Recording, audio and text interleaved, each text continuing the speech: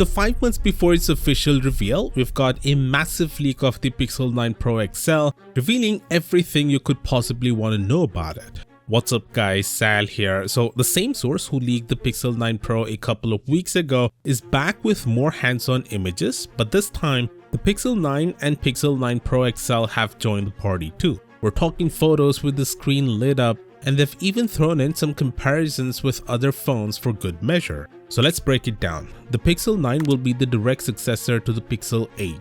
The Pixel 9 Pro XL will take over from the Pixel 8 Pro, while the Pixel 9 Pro will be a new addition, offering similar specs to the XL but in a more compact form. Starting with the Pixel 9, this phone comes with 12 gigs of RAM, whereas the Pixel 9 Pro and Pro XL are both rocking 16 gigabytes. Now here's where the disappointing creeps in. Across the board, storage sits at 128 gigabytes. And honestly, in 2024, that feels a bit lacking. Many other Android companies are offering at least 256 gigs as standard for their Pro models. However, if Google can really undercut the competition in terms of price, maybe it won't sting as much. Now let's talk screen sizes. The Pixel 9 comes in at 6.24 inches, while the Pixel 9 Pro steps it up a bit to 6.34 inches. And if you want even more real estate, the Pixel 9 Pro XL boasts a sizable 6.73 inches. Now here's where things get interesting: bezel size. While the Pixel 9 and 9 Pro share the same physical size,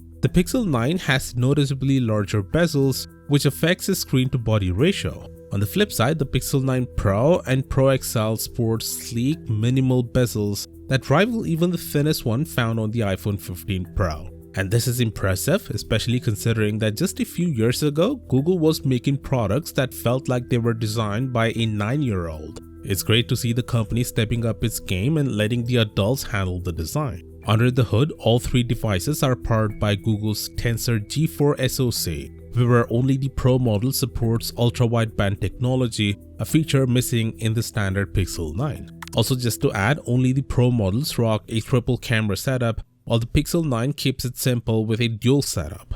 They've also lined up the new Pixels next to the ones from the past couple of years. Pixel 9 Pro, Pixel 9, Pixel 8 and Pixel 7. You can really see how the design has evolved, especially with those flat backs on the Pixel 9 phones compared to the older, curvier ones. And here's a neat tidbit: the Pro models go for that matte glass look, while the Pixel 9 sticks with the glossy finish. Overall, I gotta say that Google nailed it with the design. Yeah, they might resemble the iPhones a bit, but hey, that's not such a bad thing, right? Speaking of the iPhones, here's the first look at the iPhone 16 Pro Max. Check it out right here, and I'll see you there.